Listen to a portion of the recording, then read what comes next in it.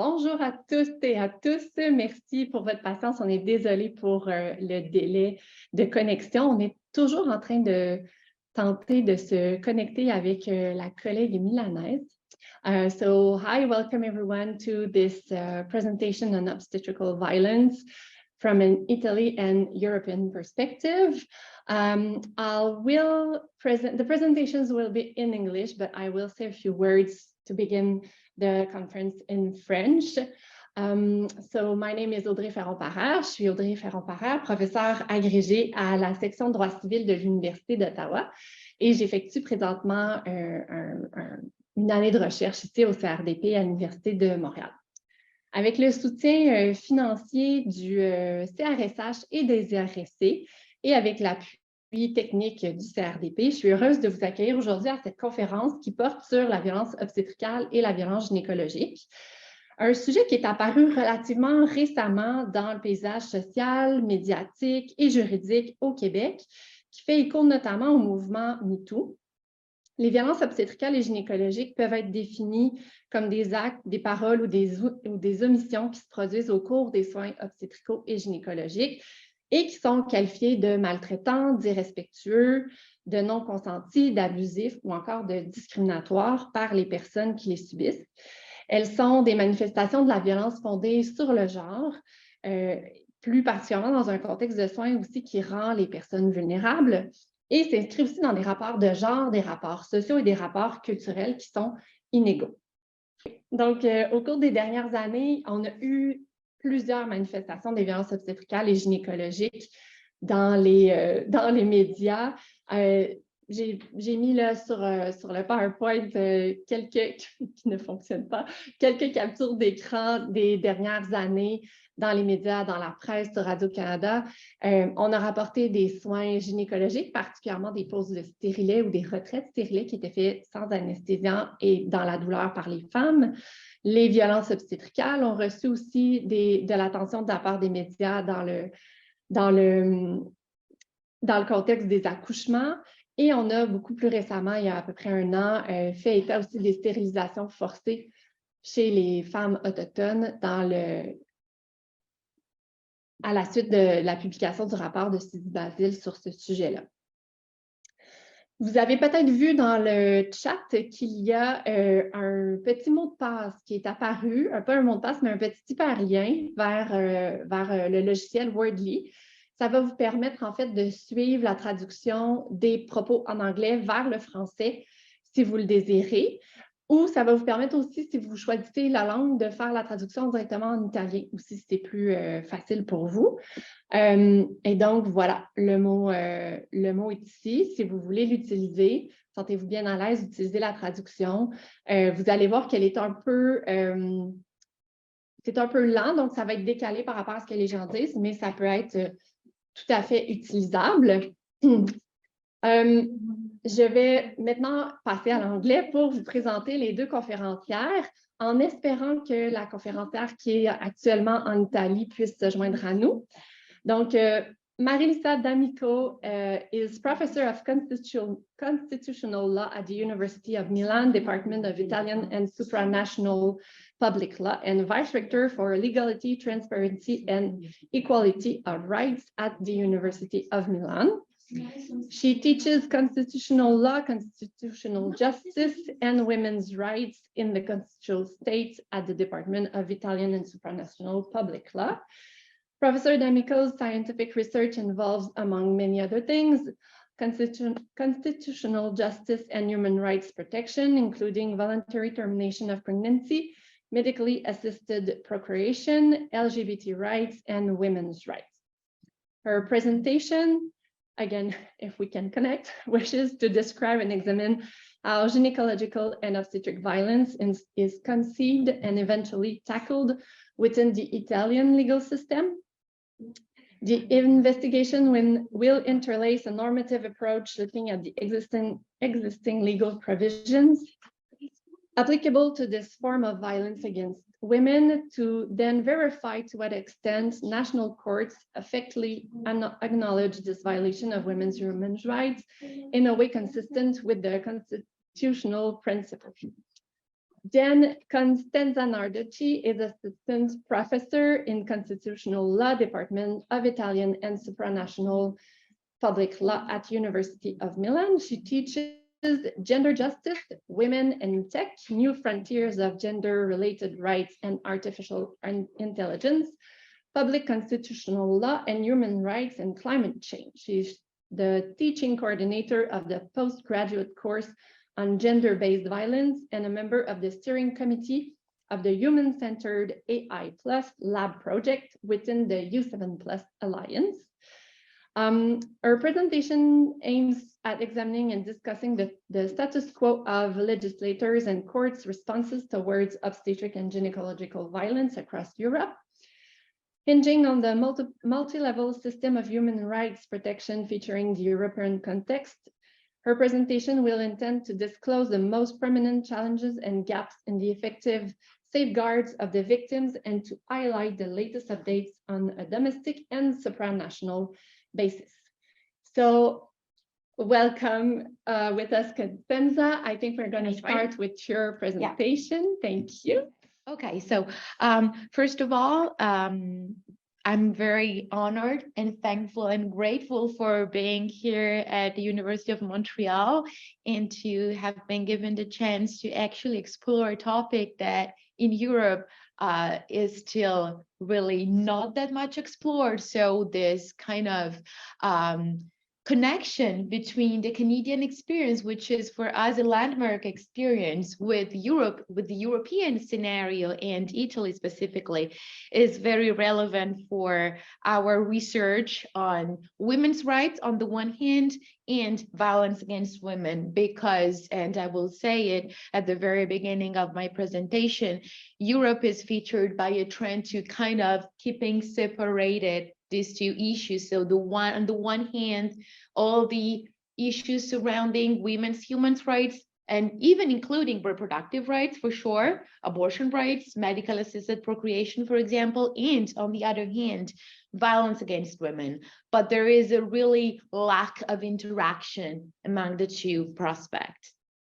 So as I said, in general, despite the Canadian experience, actually, even within the supranational scenarios, so I'm referring to the United Nations, it is really recent, a statement by the United Nations Special Rapporteur on Violence Against Women, which actually stressed the fact that obstetric or obgyn violence, because definitely there are several ways to define the phenomenon, is kind of a neglected topic. So it should be addressed more in terms of the law, in terms of policies, in terms of case law, of course. And this is an issue for women's rights because it continues to be something that is kind of hidden and not really tackled. I'm not going to read through the statement of the UN Special Rapporteur, but as you can see, the report is pretty recent, it's 2019, recent in a way. We did not have anything more after that, but actually it is very comprehensive of all the issues and the state of the art worldwide existing on obgyn and obstetric violence. In terms of Europe specifically, and this is also the reason why I'm telling you, I told you at the very beginning that this is a sort of neglected topic, is because, as always, this is not a big news actually. When it comes down to forms of violence against women, they are generally underreported. So it is very difficult to find data on it. This is something that I don't know how much you are familiar with the Council of Europe system of human rights.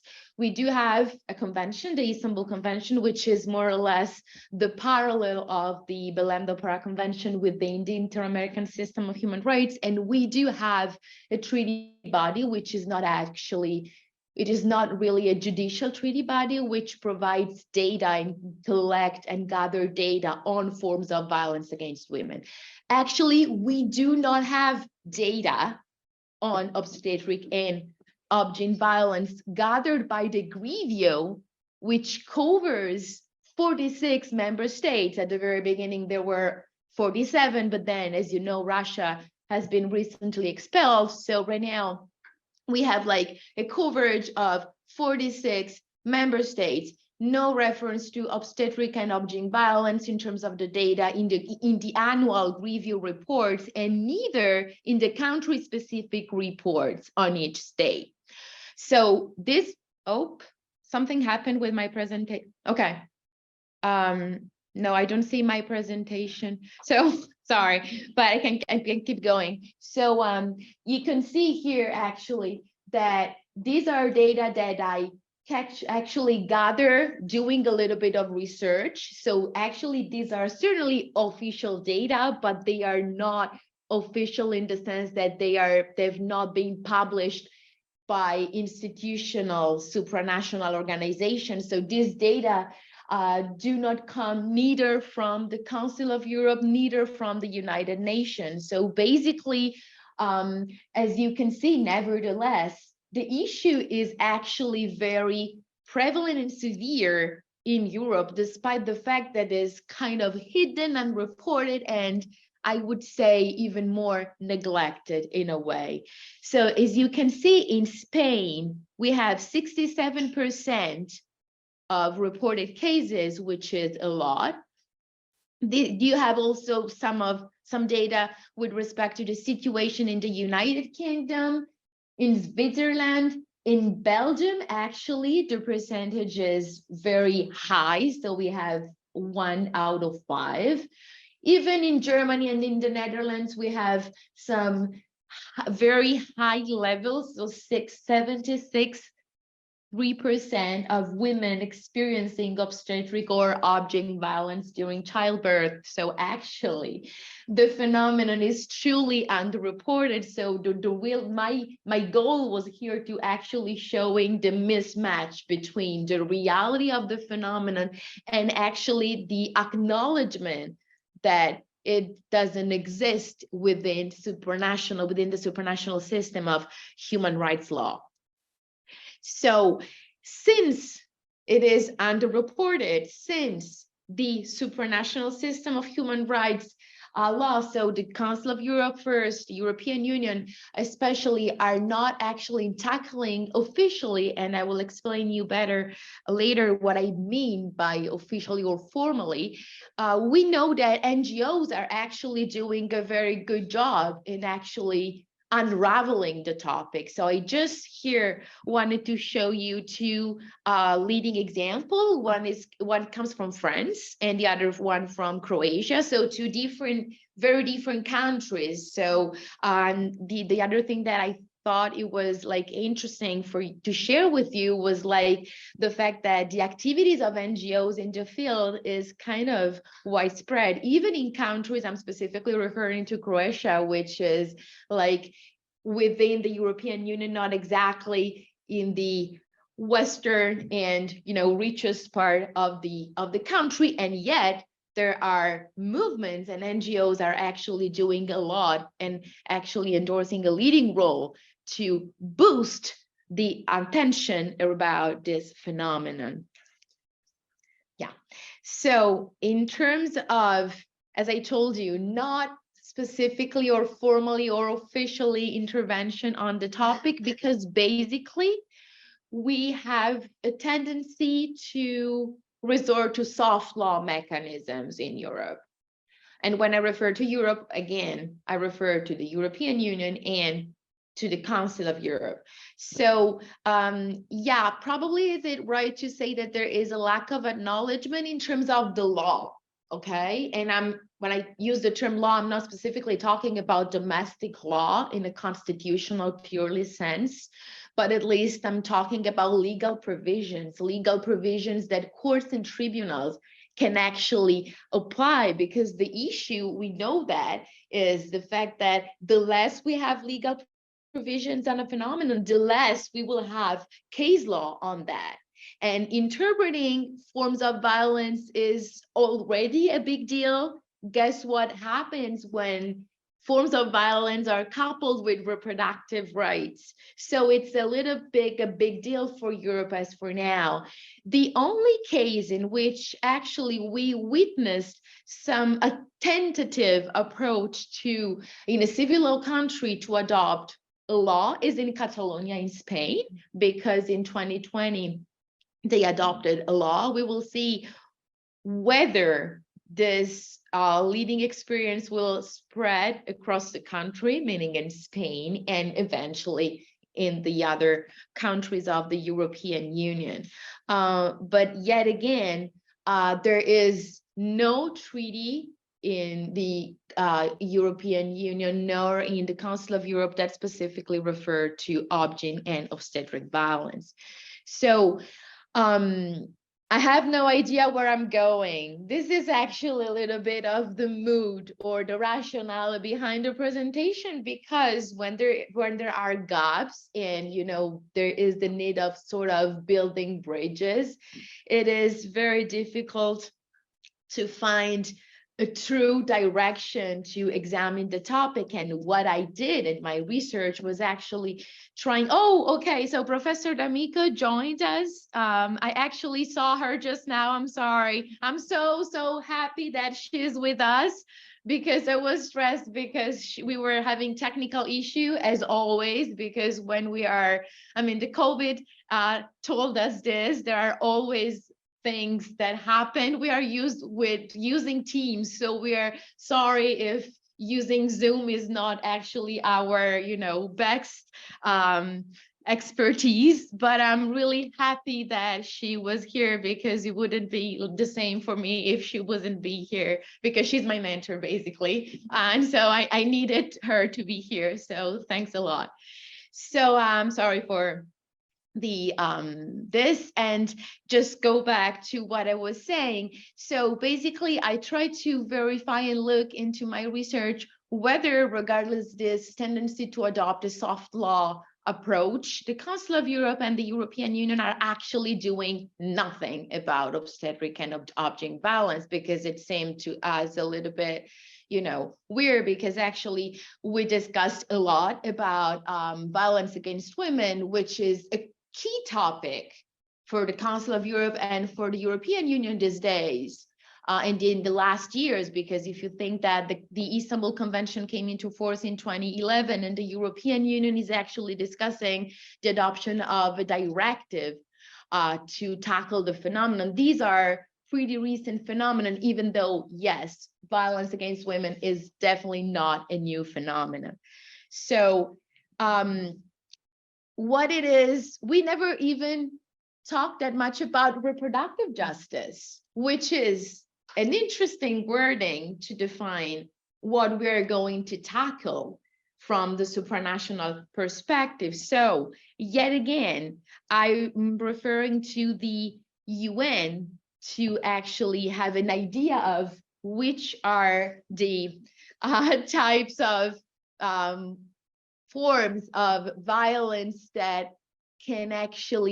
features this connection between reproductive rights, women's bodies. This is the first time I mention it, but actually this is exactly what we're going to talk about: self-determination and balance. So this is what the UN actually define as forms of obgyn/obstetric violence. And I'm sorry if I keep using the two words, but it's because I know that here in the Canadian experience, you prefer to use the obgyn violence. In Europe, actually, if you look at the topic, there are much more information regarding obstetric violence.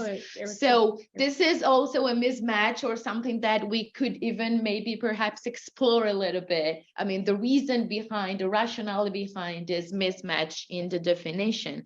So as you can see, it's a forms of violence. It involves violent practices, which can cover or can happen and features medical treatments, or even sooner medical consultation. So what happened when you ask for a medical consultation, how you are treated by physicians, what physicians tell you, how they tell you, whether they are like on the same footage with you, or they are kind of looking down on you and actually keeping their subordinates over, like you are in a keep on being subordinated position towards them, which could also result in impacting your fundamental rights and also sexist behaviors.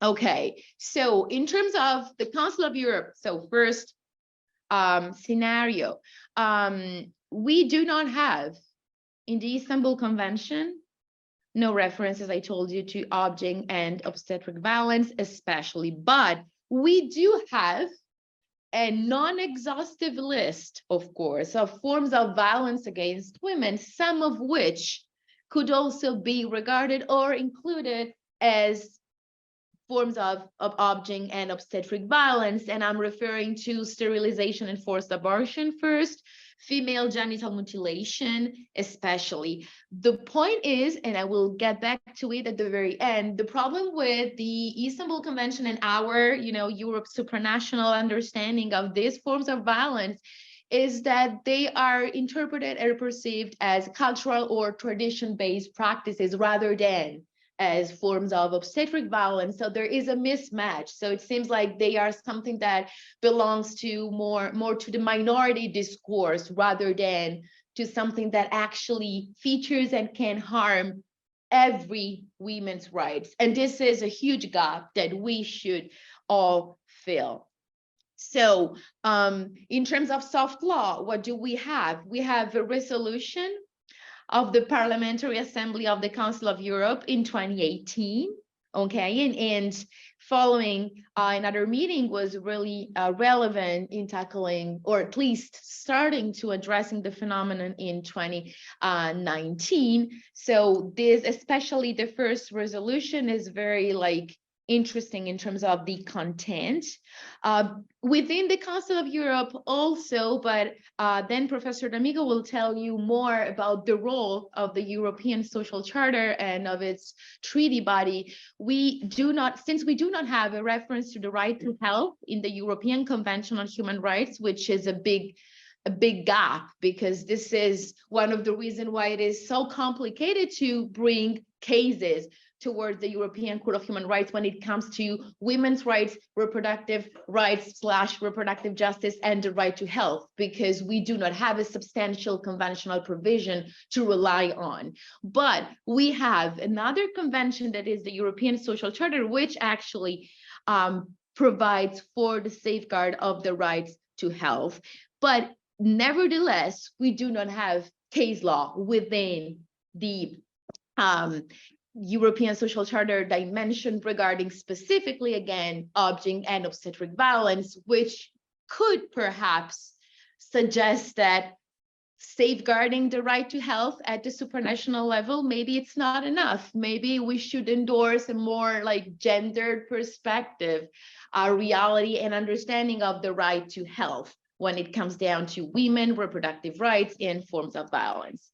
So in terms of the European Court of Human Rights, as I told you, even though it is highly complicated to bring cases before the European Court of Human Rights, because the European Convention on Human Rights, which is actually much the more significant and prominent treaty within the Council of Europe, much more of the Istanbul Convention, but basically because it has a judicial treaty body to sanction violations of the convention by the contracting states, meaning the European Court of Human Rights, there is a very, very scarce and poor case law. I mean, it doesn't seem like this from the slides, but trust me and trust us, because Professor D'Amico and I are we are working a lot on the case law of the European Court of Human Rights, and we know the numbers of the cases, and actually these are not that much relevant. So for example, what happens when you bring a case regarding female genital mutilation, assuming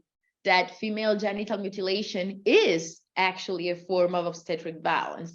Actually, we had 3 cases, but the problem is that were all about, asylum seekers, and they ended up with an inadmissibility decisions because the European Court of Human Rights kind of framed the analysis of the case from the standpoint of states' international affairs. And so basically, the more international affairs comes within the margin of appreciation of a state, the less cases regarding forced expulsion from the state, because, for example, a minor should be expected to be subjected to female genital mutilation abroad, were not sanctioned within the Council of Europe scenario. Okay, so I'm sorry. Yeah, it's this one. Okay.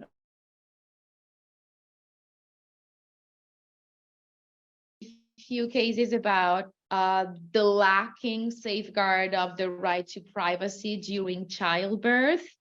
Even cases, one actually, about the non-actually truly information of parents during childbirth proceeding.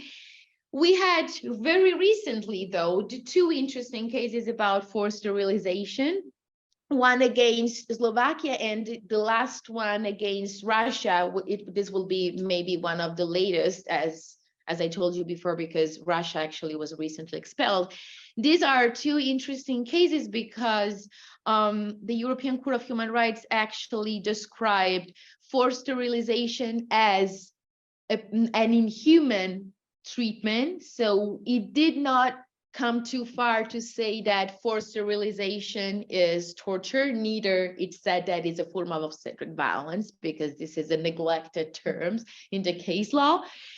The approach was a little bit different in the second case, which is more recent, because instead of relying on the prohibition of torture and inhuman treatment, meaning Article 3, the European Court of Human Rights preferred to reason from the standpoint of the right to private life, which is Article 8. So we switched from the physical integrity issues to something that is more related to the right to privacy. Okay, so in a way, it was a little bit disappointing compared to the previous case against Slovakia, which continues to be a more landmark case.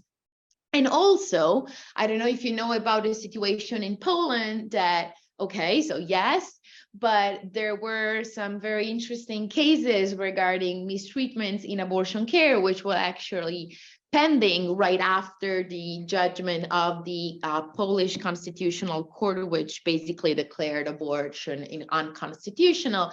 In both cases, we had a violation of the European Court of Human Rights, and in a way, even mistreatments in abortion care from the European perspective could be certainly regarded as form of obstetric and obgyn violence. And this is like the approach that Professor D'Amico and I decided to endorse in a way, since abortion is actually becoming increasingly and present and discussed in Europe once again. Next slide. Let's see if I don't even know what I have. Go. Okay, from here. Okay. Yeah. So the European Union is more or less disappointing in a way. I'm sorry for this mismatch with the slides. I'm trying to do it as the best as I can. So even in here, we have basically one resolution in 2021. So more recently, we have, yes, a very recent proposal for a directive of violence against women, which is nevertheless not focusing on obstetric violence. It is very progressive in a way, because it distances from the Istanbul Convention, because it tackles more all the issues regarding the intersection between violence against women and the use and the resort to technology. So I'm referring to cyberstalking, harassment online, or these kinds of features and forms of violence, which are not expressively tackled by the Istanbul Convention. But yet again, there's no explicit references to reproduction and violence, even though actually the European Union made a clear-cut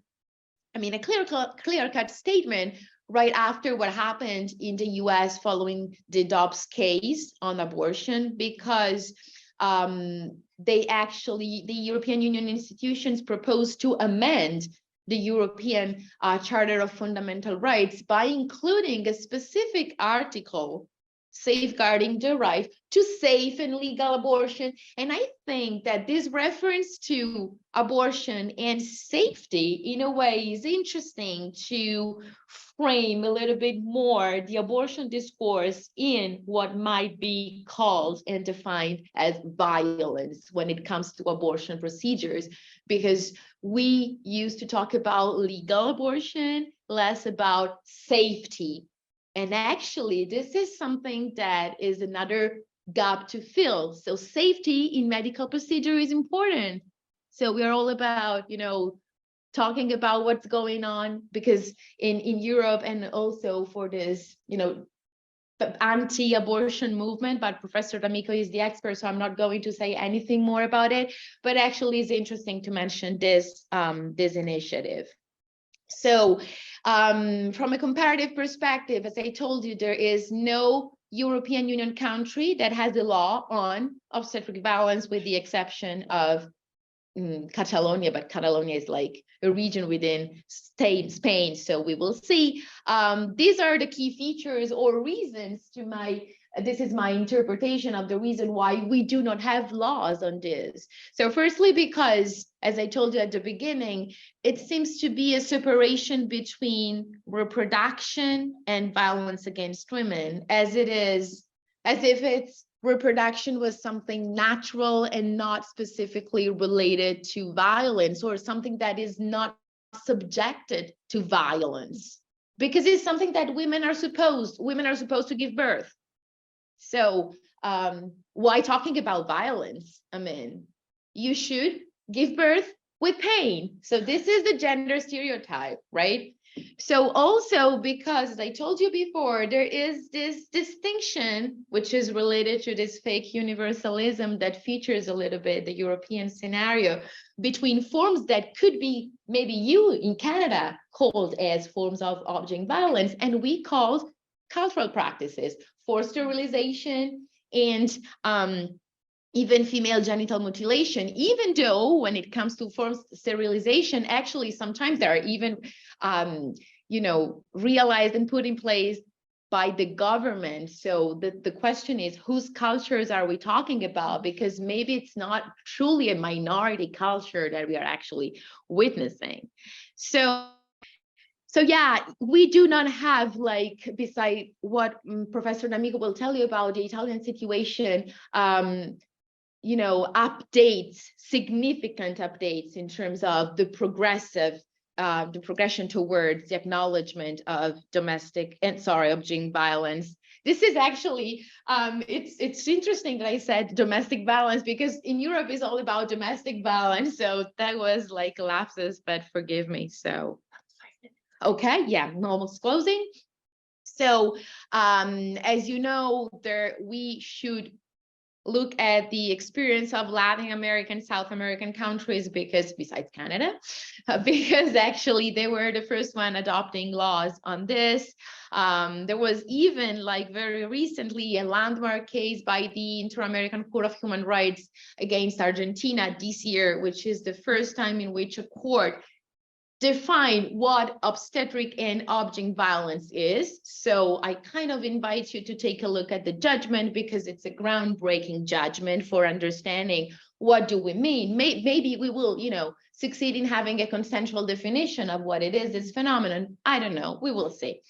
The UN also have some provisions. The only thing that I will tell you, besides what you can see yourself in the slides, is that Spain actually was condemned by the CEDAW committee, so the UN committee on the elimination of all forms against discrimination against women, because of mistreatment of a woman during childbirth procedures. And maybe this was one of the, this actually happened later than Catalonia's experience, but actually the case is 2022, so it's very new. And yet again, it could be interesting to kind of compare it with the Argentinian one I mentioned before.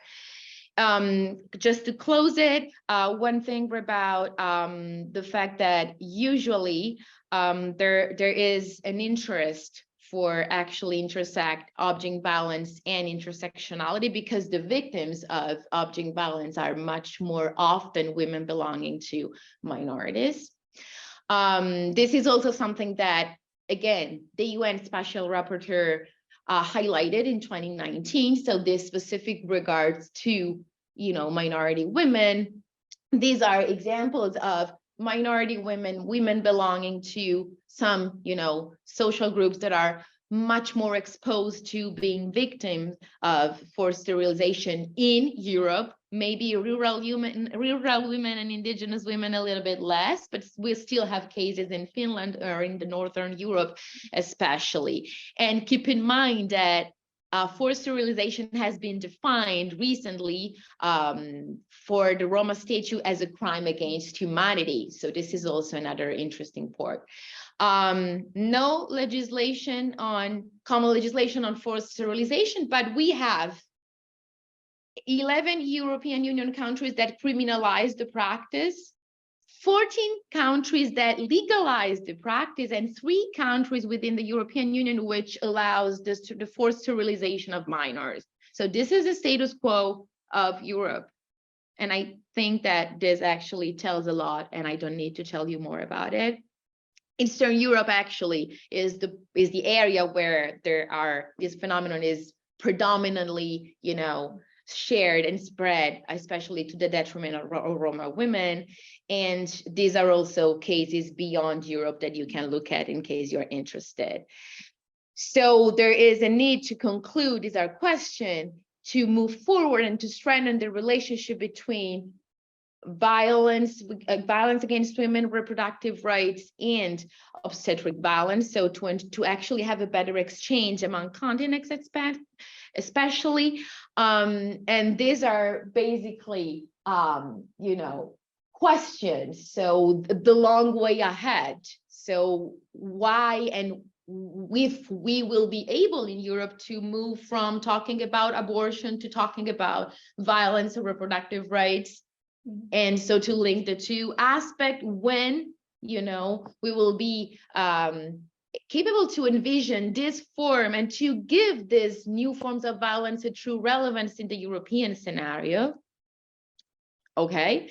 And so to conclude, for real, the lesson learned. So what I think it would be useful, first, to intersect reproductive rights and violence against women, to include, of course, object and obstetric violence in the scenario, to endorse the evolution interpretation of object violence. So to also include acts that are performed outside of the hospitals and acts that are featured by customary or traditional practices. So linking personal law, customary law with these forms of violence. Takes intersectionality seriously. So let's look a little bit more about who are the victims of object violence. And yes, acknowledge the fact that often there is a strong connection between obstetric violence and racism, which is another key topic to explore. Gender stereotypes are always like what I was actually mentioned to you about, so I'm not saying anything more about it.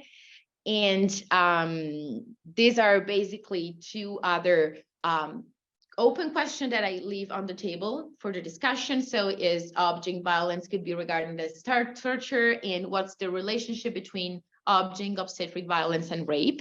These are, 2 other additional streams of research. And I will conclude with the extract of this book. I'm not going to read it through the text, but the idea of giving birth with others tells a lot about what object and obstetric violence means, in the sense that actually we are surrounded. We are not giving birth by ourselves. And so women's bodies and women's rights should be actually taken seriously, because we should not give birth in pain necessarily. So thank you.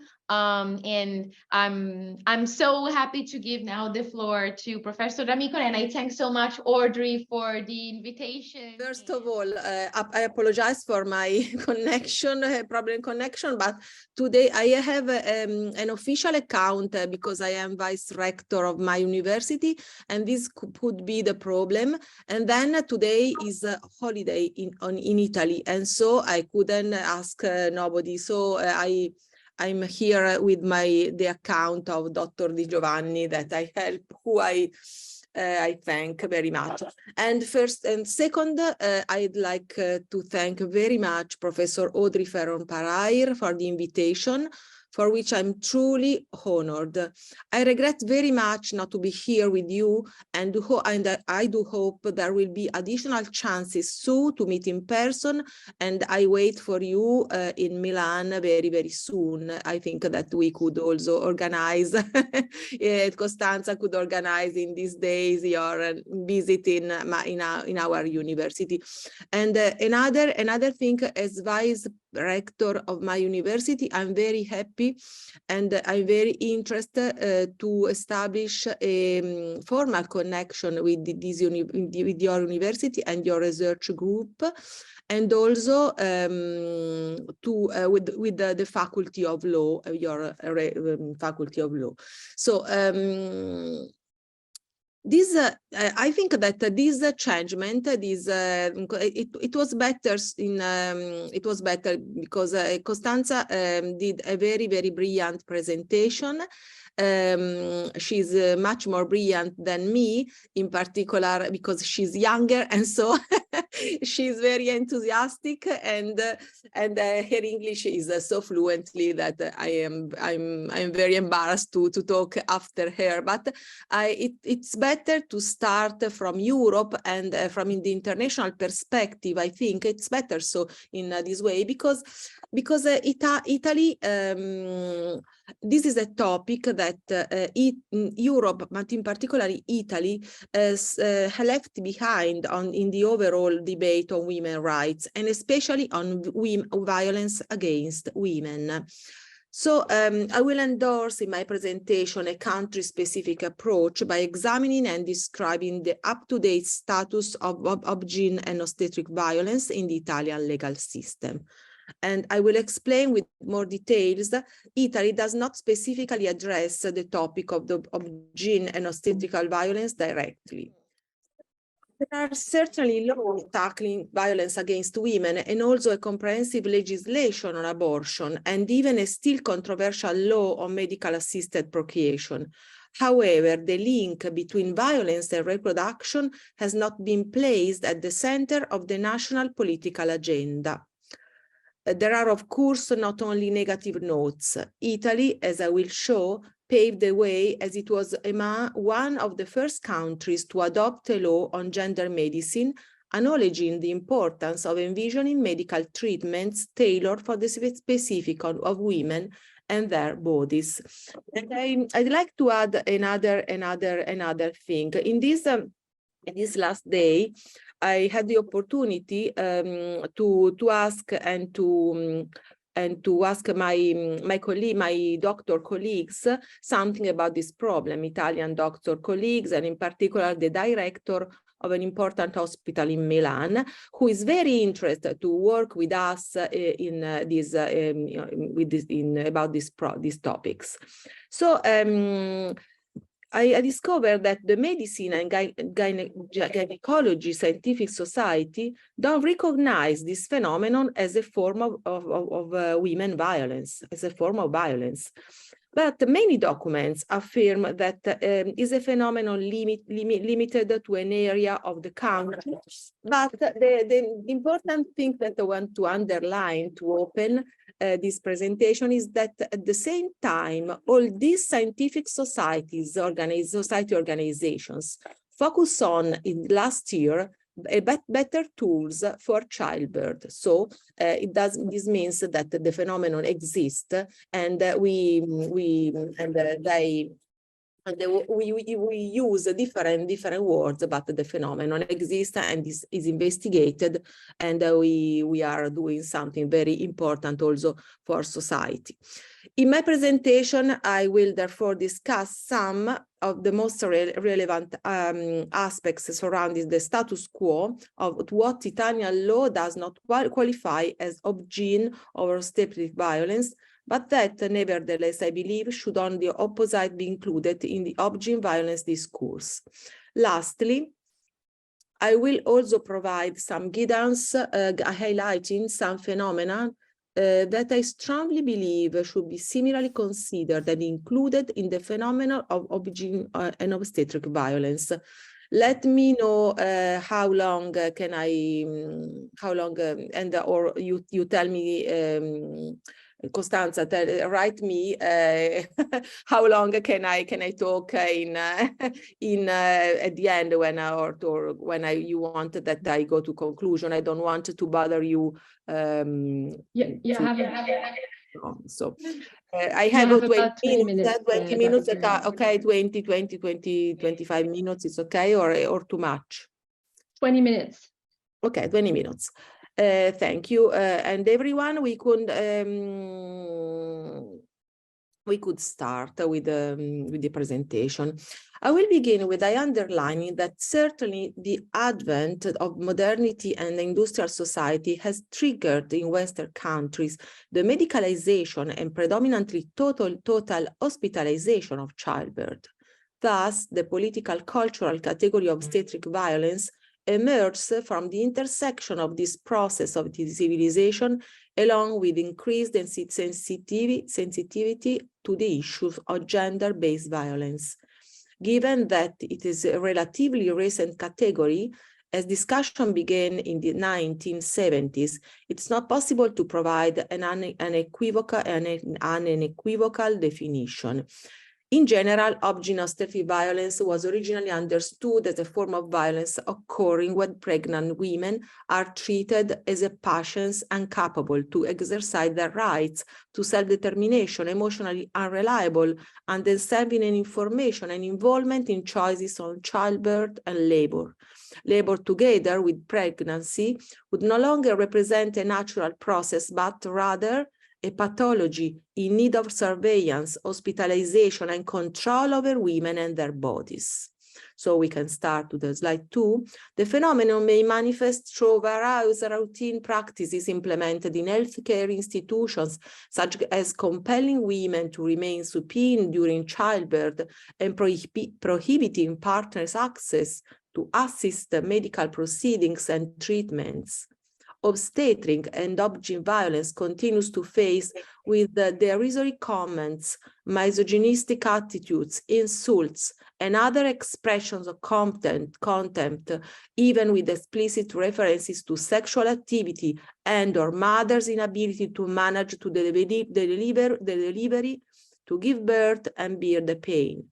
The idea behind this is always, therefore, that women are supposed to give both with pain, regardless of their physical and mental health and well-being. Again, obstetric and obgyn violence frequently occurs during childbirth in the public and also private health system.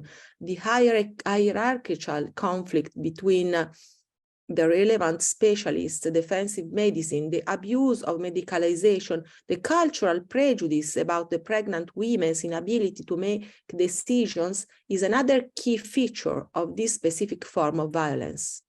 Moreover, it constitutes a genuine and undiscussed form of gender-based violence against women, as well as an abuse of power by healthcare professionals to the detriment of women. By inadequately informing pregnant women or disregarding their preferences, they operate in the absence of genuine medical necessity and without sometimes even women's consent. From this perspective, no doubt exists as of the definition of this form of violence as another type of manifestation of a discrimination based on sex or gender. Therefore, formulating classification hypotheses, it can be asserted that obgyn and obstetric violence may manifest by way of verbal abuse, physical violence, and through the violation of the acquittal of the preliminary consent and by means of the abuse of authority by medical personnel. Women in this occasion in a subordinate position without the possibility sometimes to engage in a proper discussion with their physicians. Gone, however, in the absence of a clear-cut definition of obstetric violence or obgyn violence, it is possible to contemplate additional nuances beyond what has already been discussed, therefore exploring several and additional manifestations of this form of violence and discrimination against women. Examining, for instance, the origin of medicine and a scientific field of research. This is one of my best interests, to start from the history, and then we can understand many things from if we look at the ancient history. So we could also look at the origin of medicine as a scientific field of research. A significant gap in studies conducted on women's bodies becomes particularly evident. More specifically, there is a general and overall lack of studies addressing aspects other than those related to the reproduction when it comes to women's bodies. Note, it is common to discuss alternative pathologies for the instance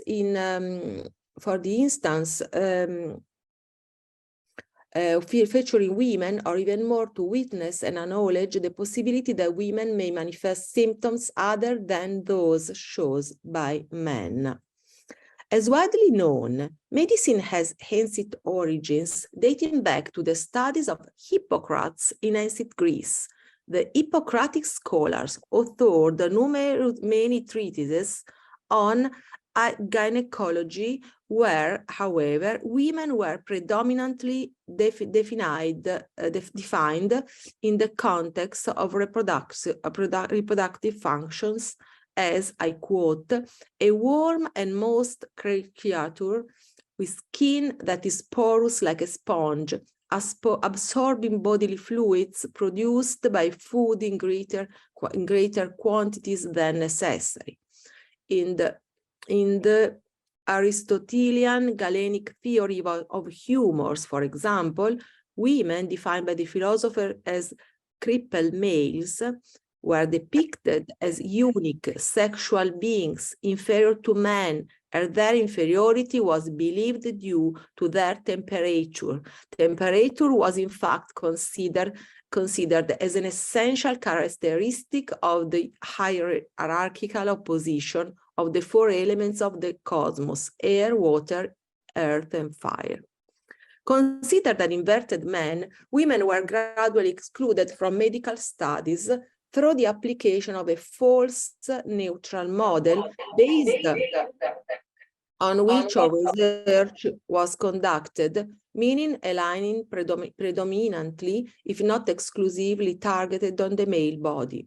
Consequently, by applying a supposedly neutral model, studies within the medical field did not adequately address the biological differences between men and women, which nowadays is instead becoming another stream of research in the academic environment surrounding gender studies. Such a lack of gender perspective has led to severe gaps in the study of female biology and genetics that have dragged on over time and have determined the absence of important studies that distinguish precisely on a scientific level the body of the man from that of the women. Same could be also said when it comes to children and the differences between male and women bodies since the very beginning of life. Because of these diseases such as PCOS, endometriosis, vulvodynia have not been carefully studied, which entail to date important difficulties in recognizing and attributing the diagnosis, in other words, in treats treat women's patients with evident consequences on their ability to reproduction and impacting on their fertility. Can the absence of studies of female bodies which have lasted for centuries and the inability to provide adequate care be considered a form of obgyn and obstetric violence? Or at least should we start being more aware of the origin of what we now define as obgyn obstetric violence and abuse?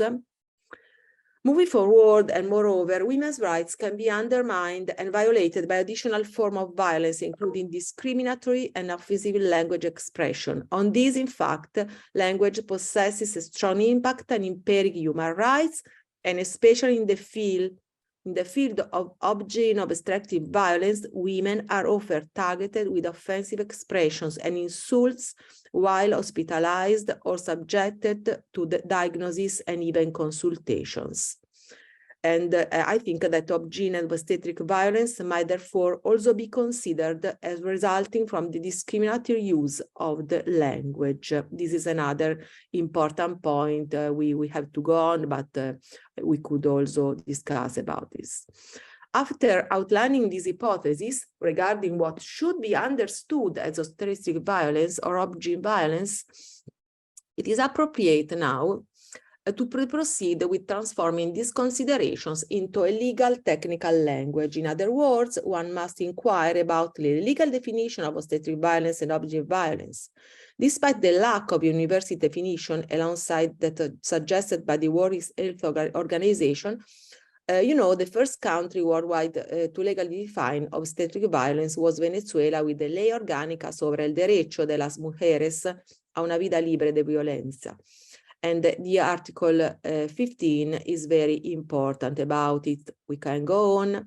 If we now turn to the national and Italian reality, worth mentioning are the data provided by the Observatory of Obstetrical Violence Italia, together with the other association, which promoted a survey entitled Women and Childbirth. This survey is not recognized by scientific societies, gynecologic society, but as I told before, but I think that this survey is very realistic, and it's very important. 41% of the interviews would have declared to have received childbirth assistance detrimental to their dignity and psychophysical integrity. 21 would have declared to have suffered physical or verbal abuse during childbirth, as well as other inappropriate treatment or treatment offensive to dignity.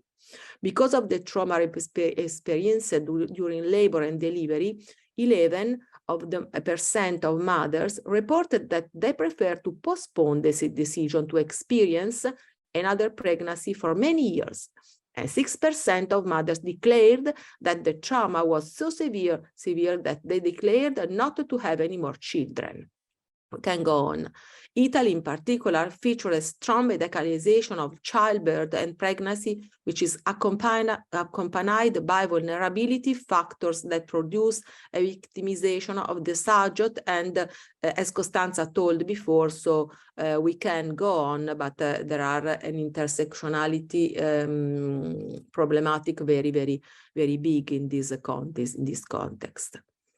So speaking on what the Italian legislator started doing, it should be recalled that in 2016, a bill entitled Regulations for the Protection of the Rights of the Mother and Newborn Child and for the Promotion of Physiological Childbirth were presented to the Italian Parliament. In my presentation, I mentioned two articles particularly important, Article 3 and Article 14. In this bill, it's important to underline that was also proposed the introduction of obstetric violence as a gender form of violence, reflecting the legislative experiences of South American countries. Closely related to women's right to self-determination and their right to health and to physical integrity, several concerns arise with respect to conscientious objection under Italian law on voluntary termination of pregnancy, This is a different but very important perspective, as Italy features a very long and important story on this end, and as a second aspect, because even neglecting women's access to abortion could be interpreted as an additional form of obstetric or obgyn violence. And everything starts with the fact that the Italian law on voluntary termination of pregnancy allows objection of conscience. The problem of the large and growing number of medical objectors and insufficient number of medical non-objectors undermines the rights of access to the treatment of abortion for women, and on the other hand, its impairment the working rights of non-subjective medical staff. So there is a problem for the right of women and the right of medical staff. On this matter, Italy has been condemned on 2 occasions by the European Committee on Social Rights with 2 collective complaints. The one of them was presented by an international non-governmental organization, and it was regarded to women's rights to life, health, and self-determination. And the second one was presented by an Italian association, very important, and it was focused on the working rights of non-subjective doctors. I was the lawyer in this case, and it was a very important case. Italy was condemned also for the exposition of multiple situations where women were forced not to abortion or were victims of verbal and psychological violence. We demonstrated this situation in about 2,000 pages of documents attestation. I'd like to tell you more about this, but I can't, because I think that I have to go to conclusion. Just 2 points. I think that we could go to slide 20. Within the Italian legal framework, law number 3 of 2018 is particularly noteworthy. The law delegation to the government on critical trials of drugs, as well as provision for the organization of health care, professional healthcare management within the Ministry of Health on gender-inclusive medicine specifically targets issues pertaining to gender diversity in health and reproduction. However, it did not address obgyn violence, not yet, we could also say. The law requires that medicine and clinical trials be oriented towards a gender perspective in research, experimentation, prevention, diagnosis, and treatment. It has assigned the government the important task of adopting legislative decrees that directly impact the regulation of clinical trials. The ultimate goal was to ensure the appropriateness of healthcare services nationwide, and more generally to guarantee the full application of the enjoyment of the principle of equality and the right to health with a gender focus. Despite the important link between the Italian legal system and supranational sources of gender-based violence, there is still a gap with the legal definition of obstetric violence. As I said before, the different regulatory sources governing gender-based violence, including the Red Code and important law, in fact, do not include any reference to obgyn and obstetric violence. The acknowledgement of additional form of violence, I'm going to the conclusion, against women in the domestic legal system is also impacted by the increasing anti-gender ideology that is spreading all over Europe. From the east to the west, the opposition towards the Istanbul Convention and gender studies more broadly resulted in the lack of evolutive interpretations of the concept of violence against women. Obgyn and obstetric violence remain, therefore, in the background without any attempts to comprehend this additional form of violence within the general framework of violence against women. In conclusion, today women are merely represented under the law seen in their bodily dimension. However, populism and often even politics tend to limit women's rights to self-determination in reproductive choices.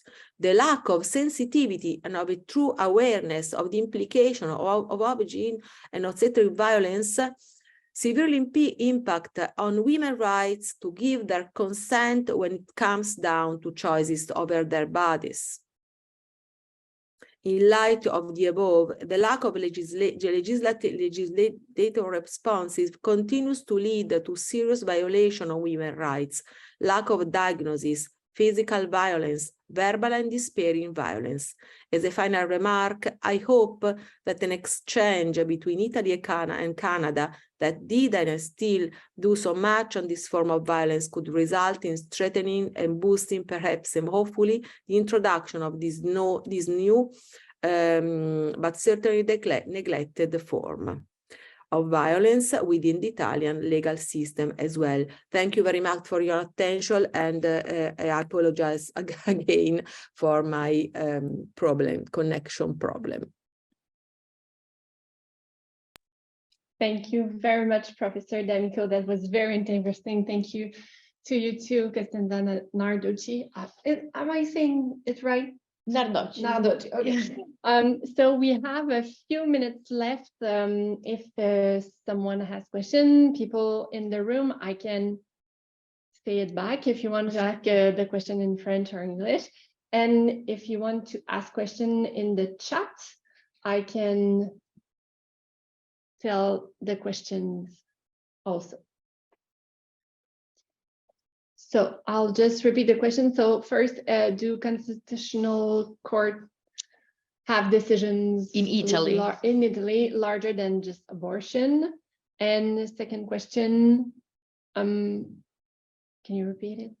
No, I mean, you can. No, and I think that you were asking whether in Italy there are like guidelines that address also the issue of violence of obgyn or obstetric violence. Yes, from the health corporation. But from the health corporation, like but as a professional association. Yes. Yeah, professor association. Okay, so you just can't speak at the same time because of the microphone. no, so... but I mean, so the first question is just to be clear for Professor D'Amico, because it wasn't clear enough to me. So if whether the Italian Constitutional Court tackled issues other than abortion with regard to reproductive rights. I mean, Professor D'Amico is the expert, so if she wants to Yes. say a couple. If I excuse me, but I can't hear you now.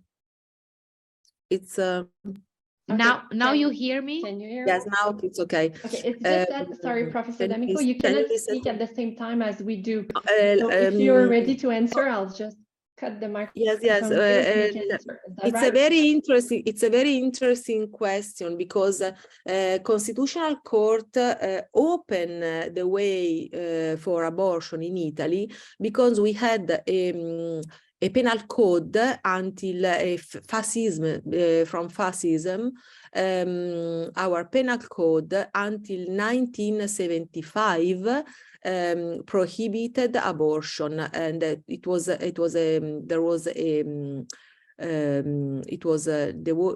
woman who had abortion could be treated as an homicide. So we had a very, very strong punishment for women. And Constitutional Court established a principle, the principle that the life of a woman is more than the potential life of the embryo, and this principle is the principle that founded our law. Our law is was It's a law of 1978. After this important decision, there is another decision, very important, in another context, where Constitutional Court seems to come back in the principle of the dignity of embryo. So in this decision, Constitutional Court started to motivate that an embryo has a dignity, and this is very dangerous for our law of abortion. There are many decisions, but Constitutional Court, we couldn't arrive to Constitutional Court for conscientious objection. So we tried to find the case. Costanza, you could explain better than me how is our judicial system, justice, and our system needs a case, needs a process, an open process. And so we tried to find a case, but it was impossible to find. And so the only way for Italy to be condemned was to ask the European Committee of Social Rights, as we did. And then the second question, I think that I leave Costanza the possibility to answer, because she's there, and so it's better also for you, I think. Thank you. It's very interesting question. If you wanted to read something, I don't know if we are something in French or in English, but we wrote very much about it, and we could send something. Thank you very much. Thank you very much. You know, in the difficult question is for me, so I do not really know that much about the guidelines we have public health care. So in terms of, you know, I don't think that, since we do not have a law on obgyn or obstetric violence, as considering what Professor D'Amico was told after having talked with this, with the head of the department of one of the sometimes guys. No, I think that who actually told her that they do not have an issue there. They have guidelines on it. We should do a research, but actually, I tend to say that this is a no, I think, but Professor, I think that Marilisa wants to say something. Yes, that there are guidelines, but not for violence or obstetric violence, but for a good childbirth, a better childbirth. So there are differences between one hospital among hospitals. So, for example, in some hospital, a woman could have a single room, could be not hospitalized in a true sense of word. Sometimes there are hospitals where it's possible to have a childbirth also in water, for example. It's a new frontier, so not to suffer, and other hospital very violent, and so where there is a violence and then hospitalization, total hospitalization. So we have some guidelines, we have some, but very soft.